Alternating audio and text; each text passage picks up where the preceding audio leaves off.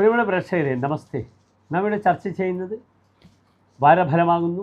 ഈ ആഴ്ച നാം ചർച്ച ചെയ്യുന്നത് 1200 കർക്കിടക മാസം 5-ാം തീയതി തിങ്കളാഴ്ച, അതായത് 2025 ജൂലൈ 21-ാം തീയതി തിങ്കളാഴ്ച മുതൽ ഒരു വാരക്കാലത്തേക്കുള്ള കർക്കിടക മാസം 11-ാം തീയതി വരെയുള്ള ജൂലൈ മാസം 28-ാം തീയതി വരെയുള്ള ഒരു വാരക്കാലത്തെ ഫലമാണ് നാം ചർച്ച ചെയ്യുന്നത്.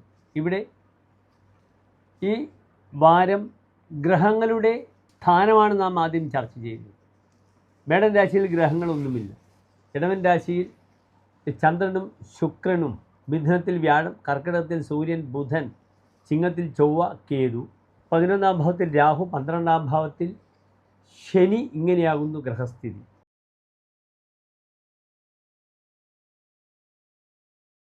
കാർത്തിക നക്ഷത്രത്തിൻ്റെ അവസാനത്തെ 45 നാഴിക, രോഹിണി മകയിരം നക്ഷത്രത്തിൻ്റെ ആദ്യത്തെ 30 നാഴിക വരുന്ന 2 നക്ഷത്ര സമൂഹമാകുന്നു. ഇവിടെ ഇടവൻ രാശിക്കാർക്ക് രാശിയിൽ ചന്ദ്ര ശുക്രന്മാരുടെ യോഗമുണ്ട്. 2-ാം ഭാവത്തിൽ വ്യാഴം, 3-ാം ഭാവത്തിൽ സൂര്യൻ, ബുധൻ, 4-ാം ഭാവത്തിൽ ചൊവ്വ, കേതു, 10-ാം ഭാവത്തിൽ രാഹു, 11-ാം ഭാവത്തിൽ ശനി.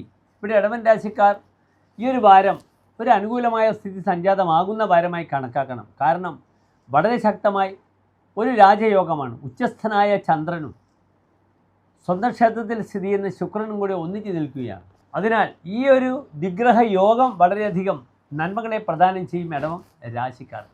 ആശ്രയഫലം വളരെ നല്ലതാണ്. അതിനുമപ്പുറം ചന്ദ്ര ശുക്രന്മാരുടെ യോഗം വസ്ത്രാണം സസിത ക്രിയാതികുശലം എന്നാണ് പറഞ്ഞിരിക്കുന്നത്. വസ്ത്രവുമായി ബന്ധപ്പെടുന്ന വ്യാപാരങ്ങളുടെ വികസിക്കുക. അപ്രകാരം തന്നെ അതുമായി ബന്ധപ്പെടുന്ന ടൈലറിംഗ് മുതൽ വസ്ത്രങ്ങളുമായി ബന്ധപ്പെടുന്ന ഫാഷൻ ഡിസൈനേഴ്സ്, ഇവർക്കൊക്കെ തന്നെ ഒരു കൂടുതൽ അനുകൂല സ്ഥിതി, തങ്ങളുടെ വിദ്യ പ്രകടിപ്പിക്കുക, എക്സിബിഷന് പോവുക തുടങ്ങിയ ധാരാളം സത്കർമ്മങ്ങൾ ചെയ്ത് പേരും പ്രശസ്തിയും ഉണ്ടാകാൻ അനുകൂലമായ സമയമാകുന്നു ഇടവം രാശിക്കാർക്ക്. നല്ലൊരു രാജയോഗമാണ്. ഉച്ചസ്ഥനായ ഗ്രഹവും സ്വന്തം ക്ഷേത്രത്തിൽ നിൽക്കുന്ന ബലവാനായ ഗ്രഹവും തമ്മിലുള്ള യോഗം. ഇവിടെ 2-ാം ഭാവത്തിൽ നിൽക്കുന്ന വ്യാഴവും കർമ്മമേഖല തനിക്ക് വളരെയധികം ഗുണം വരും. പലപ്പോഴും ഈ ചന്ദ്രശുക്രന്മാരുടെ യോഗം നന്നായി പല കാര്യങ്ങളും പഠിച്ച് പ്രകടിപ്പിക്കുവാനുള്ളൊരു അസാധ്യമായ വാസന കൈവരും. അതുകൊണ്ട് അത് ഗവേഷകർക്കും അല്ലെങ്കിൽ റിസർച്ചുമായി ബന്ധപ്പെട്ട് മറ്റ് മേഖലകൾ വ്യാപരിക്കുന്നവർക്കും, അതുമല്ലെങ്കിൽ പുത്തൻ പരീക്ഷയുമായി യാത്രകൾ തയ്യാറെടുക്കുന്ന, അതുമായി പദ്ധതിയുമായി മുന്നോട്ട് പോകുന്ന വ്യക്തികൾക്കൊക്കെ തന്നെ ഈ ഒരു ചന്ദ്ര ശുക്രയോഗം വളരെയധികം നന്മകളെ പ്രദാനം ചെയ്യും. 2-ാം ഭാവത്തിലെ വ്യാഴവും നല്ലതാണ്. ദണ്ഡ നേതൃത്വ ശക്തിയാണ്. തൻ്റെ നേതൃത്വ ഗുണം അല്ലെങ്കിൽ ശിക്ഷ നടപ്പിലാക്കാനുള്ള അധികാരം തനിക്ക് വിപുലപരമായി കിട്ടുന്ന സമയമാകുന്നു. നല്ല പുതിയ സൗഹൃദങ്ങൾ ഉണ്ടാകാം, അതിലൂടെ യാത്രയാകാം. കാരണം 3-ൽ ബുധൻ വളരെ പ്രബലനാണ്. വലിയ വ്യാപാരികളുമായി ബന്ധമുണ്ടാകുമെന്നാണ് പറഞ്ഞിരിക്കുന്നത്. 3-ലെ ബുധൻ വണിക് മിത്രത പണ്യകൃത് വൃത്തിശീല. അതിനാൽ വ്യാപാരികളുമായുള്ള ബന്ധമുണ്ടാവുക, പണ്യത, വാങ്ങലും കൊടുക്കലും വ്യാപാരവും ഗാംബ്ലിങ്ങും ഒക്കെ തന്നെ വളരെ അനുകൂലമായി വരുന്ന വാരമാകുന്നു. ഈ വാരത്ത് നല്ല ഫലങ്ങളാണ് ഇടവൻ രാശിക്കാർക്ക് ലഭിക്കുന്നത്. അതിന് പുറമെ ഏറ്റവും ശ്രദ്ധിക്കേണ്ടത് 7-ാം ഭാവത്തിൽ മാന്തിയുള്ളതിനാൽ പലപ്പോഴും കണ്ണുകൊള്ളുക, ദൃഷ്ടിദോഷം വളരെയധികം ബാധിക്കുന്ന സമയമാണ്.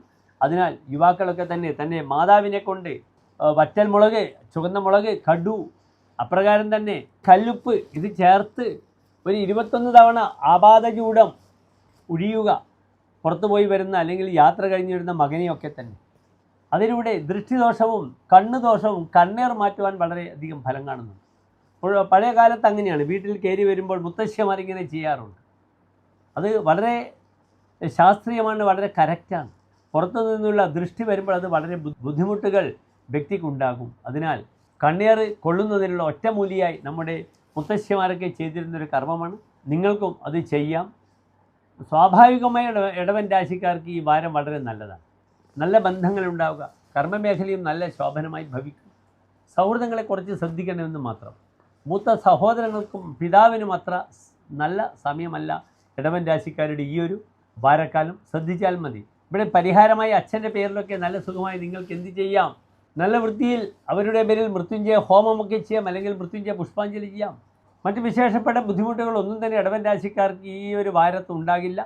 കാര്യങ്ങൾ വളരെ സുഗമമായി മുന്നോട്ട് നീങ്ങട്ടെ എന്ന് ആശംസിക്കുന്നു. നന്ദി, നമസ്കാരം.